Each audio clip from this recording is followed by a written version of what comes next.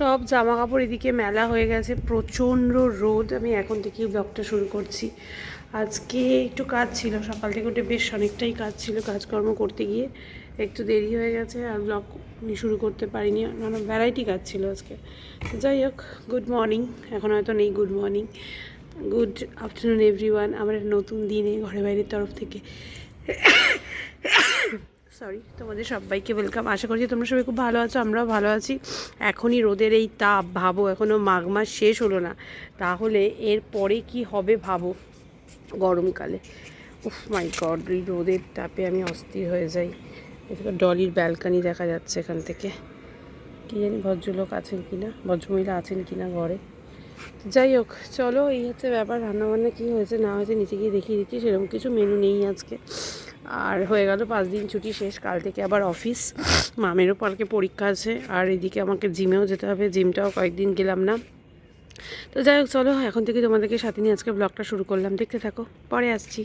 এখানে অনেক কিছু আছে। এখানে একটু শুটকি মাছ আছে, একটু ধনেপাতা বাটা আছে, একটু সয়াবিন আলুর তরকারি আছে, মাছের তেল আছে, গোটা চচ্চড়ি আছে, এখানে আছে লেবু।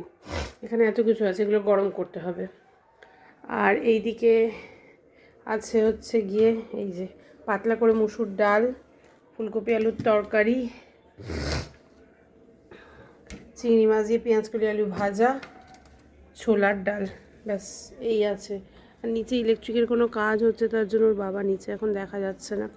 তো যাই হোক, বাজে দেখো কটা, 1:10। এবার খাবারগুলো এক এক করে গরম করে রাখি। মাছের তেলটা আসলে গরম করছি না কেন, মাছের তেলটা যেমন খাওয়ার আগে গরম করতে হবে, মাছের তেলটা এভাবে গরম করলে হবে না, তাই মাছের তেলটা গরম করছি না। আর সিঙ্ক দেখো পুরো ক্লিয়ার। এদিকে বাসনপত্র সব যা যা মাজা হয়েছিল সব ঢুকিয়ে রেখে দিয়েছি। চলো এবার একটু আমি হাতে পায়ে ক্রিমটা মাখি, তারপরে ব্যাস ওরা বাবা আসলে খেতে দেবো। এদিকে কার্পেটটা তোলা হয়েছে, কার্পেট এখনও পাতা হয়নি, কার্পেটটা পাততে হবে, কাল থেকে পাতাই হচ্ছে না কার্পেটটা। চলো, রায়ান সকালবেলা বৌদির কাছে পড়তে গেছিলো, যেহেতু শনিবার দিন যেতে পারিনি, যাওয়ার তো কথা ছিল, কিন্তু হঠাৎ করে এরকম যেতে পারিনি পড়তে। তো তার জন্য রায়ান আজকে সকালবেলা পড়ে এসছে বৌদির কাছ থেকে। চলো পরে আসছি আবার। এই তো বসে গেছি এই যে খেতে। আরেকজনের শরীরটা খুবই খারাপ লাগছে, ওষুধ খাবে, একটা প্যারাসিটামল গ্যাসের ট্যাবলেট দিয়েছি। এদিকে বুলবুলাইয়া চলছে, বাজে 2:05। চলো এখন খাওয়া দাওয়াটা সেরে নিই। খাওয়া দাওয়া কমপ্লিট, টেবিল মুছে সব জিনিসপত্র যেটা ফ্রিজে ঢুকিয়েছি, আর যেগুলো রাত্রে খাবো সেগুলো বার করে ঝুড়ি চাপা দিয়ে রেখেছি। সিঙ্ক মেজে ঘষে বাসনপত্র মেজে টেজে রেখে দিয়ে সব কিছু ধুয়ে মুছে ব্যাস কাজ শেষ। 2:30 বাজে। এবার একটু ঘুমোতে যাবো, কী আর করবো, কাল থেকে তো অফিস, আজকে একটু শুয়ে নিই, তারপর তো টানা অফিস থাকবে। চলো। আর এই ভদ্রমহিলাকে প্যারাসিটামল দেওয়া হয়েছে, শরীর একদম ভালো নেই। ভদ্রমহিলা প্যারাসিটামল খেয়েছে, এখন একটু শুতে বললাম, এখন একটু শুক। হালকা করে ফ্যানটা চালিয়ে দেবো নাকি? চাদরটা গায়ে দিয়ে শো, হালকা করে ফ্যানটা চালিয়ে দিই। একটু বাম টাম লাগিয়ে, একটু নাকের এখানটা একটু বাম টাম লাগিয়ে তারপর শো। ঘুমাবে না কিছুতেই, ওকে ঘুমোতে বলেছে ওর বাবা। চল, ওরা এই ঘরে শুক, আমরা একটু এই ঘরে শুই, পরে আসছি আবার। 6:30 বাজে এই ঘুম থেকে উঠলাম। বাড়িতে থাকলেই ঘুম ঘুম আর ঘুম, এগুলো গোছা। আর রান্নাঘর পুরো পরিষ্কার। ওইখানে যা বাসনপত্রগুলো আছে, বাসনপত্রগুলো একটু শুধু গোছাবো।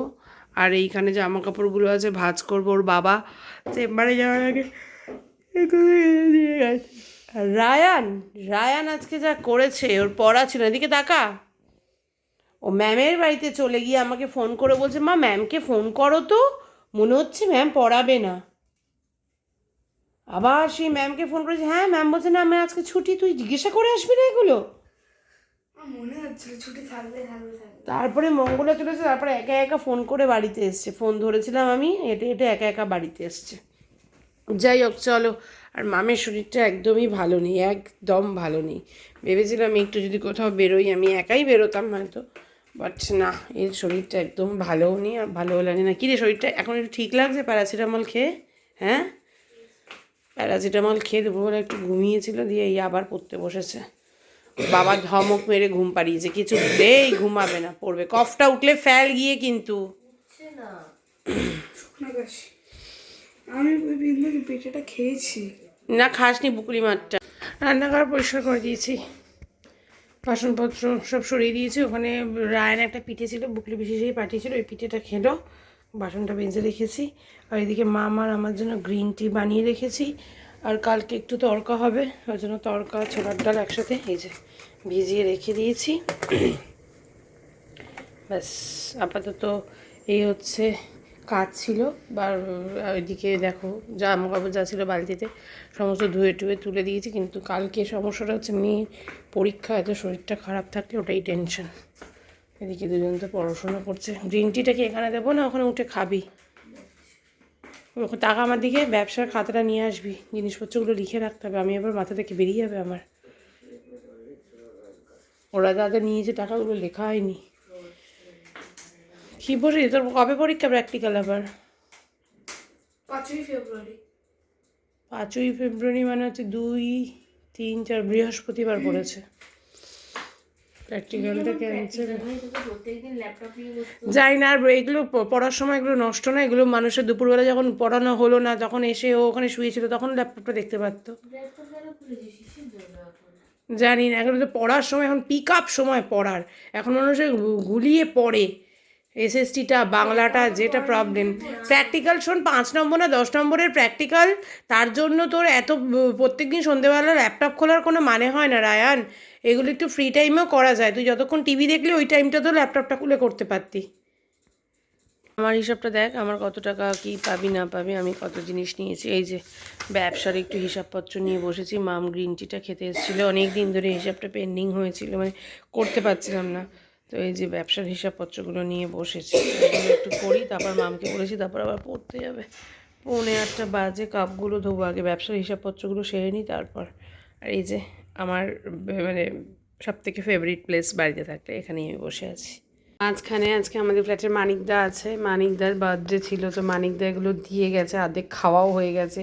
তো অর্ধেক খাওয়ার পরেই দেখাচ্ছি আমি তোমাদেরকে, কারণ আমি এটা প্রচণ্ড পরিমাণে একটা হিসাব মিলছিল না, সেই হিসাব করছিলাম। মেয়ে এখন পড়তে চলে গেছে, আর এখন রাত্রেবেলা খাওয়ারও টাইম হয়ে গেছে, 9টা বেজে গেছে। তা আমি ভাবলাম এটা তো দেখানো না, একটু দেখিয়ে দিই। মিষ্টি ছিল, মিষ্টি এখনও আছে, আরও ছিল পায়েস, কেক ছিল, এটা চিকেন পকোড়া টাইপের বা বলতে পারো একটু সটে টাইপের ছিল, ফোনে পাতা দিয়ে। তো যাই হোক, এখন আমরা খেতে বসবো। রুটিটা গরম করি। আর খাওয়ারে আছে হচ্ছে রুটির সাথে যেগুলো আছে সেটা হচ্ছে ছোলার ডালটা বার করিনি, কালকে সকালে টিফিন হয়ে যাবে ছোলার ডালটা। এই যে পেঁয়াজ কলি আলু ভাজা আছে, এইদিকে ফুলকপি আলুর তরকারি আছে, ডাল আছে। চলো রুটিটা গরম করে দিই, ফটাফট খেয়ে নিই আমরা। খাওয়া দাওয়া সব হয়ে গেছে। ওইখানে গ্লাসের মধ্যে ওই যে দেখতে পাচ্ছ গোল্ডেন কালারের গ্লাসটা, মামের গরম জল রেখেছি। মাম ইয়ে করবে, কুলকুচি করবে, কুলকুচি না সরি গার্গেল করবে। গার্গেল করে তারপর সবই জলটা গরম, তাই মাম রেখে দিয়ে গেছে। আমি এখন এখানে একটু শুই সোফাতে, কারণ ওর বাবা আসলে রুটিটাকে গরম করে দিতে হবে। এত তাড়াতাড়ি গরম করে রাখলে রুটি ইয়ে হয়ে যাবে, শক্ত হয়ে যাবে। কড়াইয়ে গরম করে দেবো রুটিটা। রুটিটা না মাইক্রোওভেনের থেকে গ্যাসে গরম করলে বেশি ভালো মানে ভালো লাগে খেতে আর কি, আগের রুটি। তো ওই জন্য ওরকমভাবেই গরম করে দেবো। তাই আমি এখন এখানে একটু রেস্ট নিই, আর ব্লগটাকে এখানে শেষ করছি। সবাই খুব ভালো থেকো, tata bye bye, good night.